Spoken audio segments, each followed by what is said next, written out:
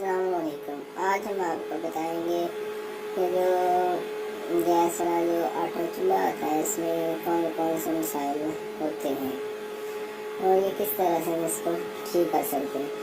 अगर ये आटा चूल्हे के अंदर जो अगर वो कह रहे हैं कि वो बर्तन काले कर रहा है, उसका मसला क्या होता है, उसके अंदर ये वाले जो है ना ये जेट होते हैं, ठीक है, इनको जेट बोलते हैं, ये वाला और ये वाला, ठीक है। ये जिसके अंदर सराख है, ये बड़े वाली जो प्लेट होती है, ठीक है, साइड पे, उसमें इसकी जो है वो आग जाती है और इसकी जो है जो छोटे वाले सेंटर वाला जो होता है पॉइंट, उसमें इसकी आग जाती है, ठीक है।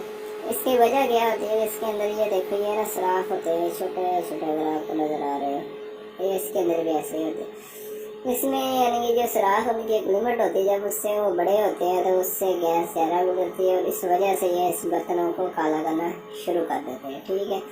इसका बेहतरीन हाल ये होता है कि ये 50 रुपए का एक मिल जाता है, ठीक है। इसको आप लाएँ और इसको खोल के इधर से चूड़ी होती है इसे खोलें प्लास वगैरह के साथ और इसे दोबारा लगा दें अच्छी तरह से, ठीक है, ये आपका बिल्कुल ठीक हो जाएगा।